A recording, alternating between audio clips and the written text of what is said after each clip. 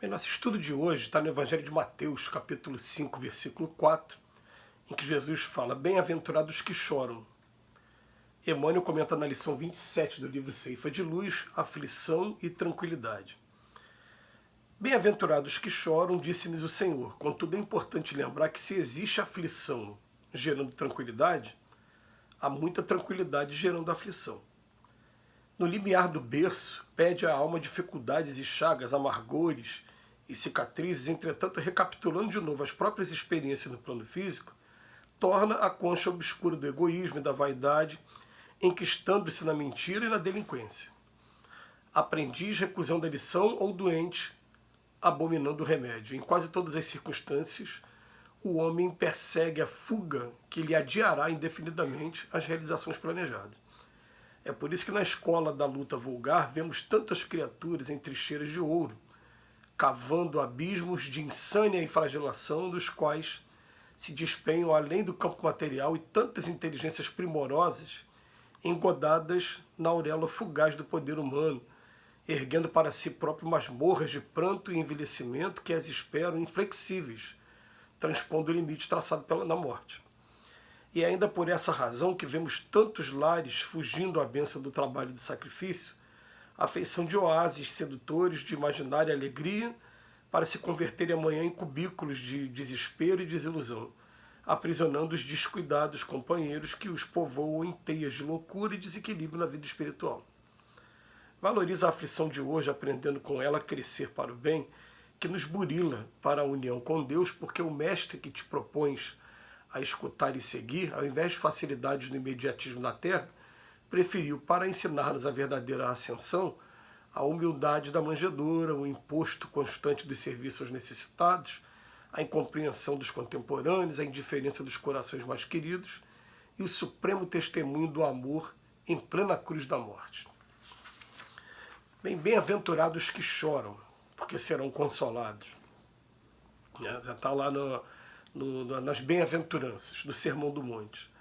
Mas, assim como acontece no livro Evangelho segundo o Espiritismo, em que Allan Kardec teve a preocupação de falar assim, mas espera aí, quando fala bem-aventurados aflitos, não é qualquer aflito, porque, na verdade, todos os que estão na Terra estão tendo alguma aflição, algum sofrimento. Né? E ele vem falar assim, a gente tem que saber entender o que está acontecendo com a gente, entender a experiência que a gente está tendo, e procurar absorver o máximo dessa experiência que a gente está tendo. Tem um texto maravilhoso, muito significativo no Evangelho segundo o Espiritismo, no capítulo 5, no Bem-aventurados Aflitos, que se chama A Verdadeira Desgraça. E esse texto, ele tem por objetivo mostrar para a gente que a gente costuma ver desgraça em alguns acontecimentos, quando, se a gente esperasse mais um pouco para ver as consequências daqueles acontecimentos, a gente não chamaria exatamente de desgraça. E ele vem enumerando ali algumas coisas que são realmente desgraças e que a gente não percebe. Ele fala, desgraça é quando a gente está aqui entorpecendo o nosso corpo, esquecendo do espírito, é quando a gente está trazendo um monte de felicidade para a gente, que são essas felicidades passageiras que escravizam a alma por aqui, na matéria.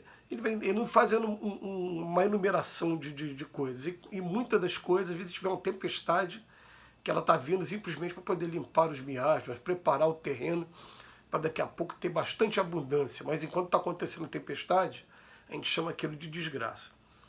Então ele começa aqui o nosso texto de hoje falando assim, é importante lembrar que existe a aflição que está gerando tranquilidade e tranquilidade gerando aflição. O que é que vai fazer a diferença nesse texto aqui? Por que essa ambiguidade aqui, né? Aflição gerando tranquilidade. Quando uma aflição vai gerar tranquilidade? Quando a minha consciência estiver tranquila de que eu estou fazendo aquilo que está ao meu alcance para fazer e da maneira correta. A aflição vem, eu passo por ela com dignidade, sem ter que me arrepender de nada, nem me envergonhar de nada no futuro. Agora, há muita tranquilidade gerando aflição. É justamente essa tranquilidade que está estagnando o espírito, que está fazendo a gente marcar passo, a gente jogar fora oportunidades de aprendizado. E ele vem falar aqui para a gente que é uma coisa que muita gente tem dificuldade de entender, mas a gente começar a pensar no seguinte: quando você está do lado espiritual da vida, fora do corpo, você tem uma visão como espírito, não como um encarnado que a gente está tendo aqui. A nossa visão ela é mais ampla. Então eu sei exatamente aquilo que eu preciso e normalmente a gente tem um espírito de imediatismo. A gente quer pedir o remédio mais amargo para ficar logo bom, ao invés de tomar em dose homeopática e buscar uma cura mais tranquila. Então, ele fala que no limiar do berço, pouco antes do berço, eu quero evoluir, eu peço dificuldades, chagas, amargores, cicatrizes. Mas quando começa a recapitular de novo aqui a experiência aqui no plano físico, a gente volta para o egoísmo, para a vaidade, enquistando-se, quistos, olha só, enquistando-se na mentira e na delinquência. Isso que ele está falando para a gente é Emmanuel, né? E está falando da natureza humana. E ele fala por quê? Porque a grande maioria das vezes é o aprendiz recusando a lição ou o doente recusando o remédio. Né? E a gente vai para uma fuga que, ao invés de preparar a gente, está adiando cada vez mais e deixando cada vez mais distante também as oportunidades de crescimento que a gente tem. O momento que a gente está vivendo é aquele momento de chegou a hora de crescer. É agora ou nunca. A gente está tendo já o despertar. A maioria de nós aqui que está acompanhando estudos como esse, ou mesmo que não esteja, está se dedicando também a estudos como esse, está interessado também em tirar da letra e passar para a prática, a gente está querendo sair da infância do espírito. Chega. Né? Agora a gente está querendo se tornar adulto, de verdade. Então ele bota aqui.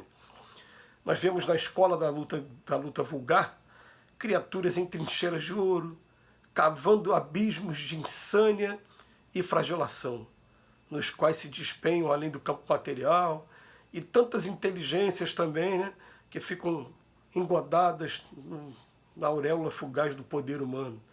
Então, são duas coisas, dinheiro e poder, atrapalhando o ser humano. E depois ele fala assim, é por essa razão que vemos tantos lares fugindo à bênção do trabalho e do sacrifício. Tantas famílias sendo desfeitas.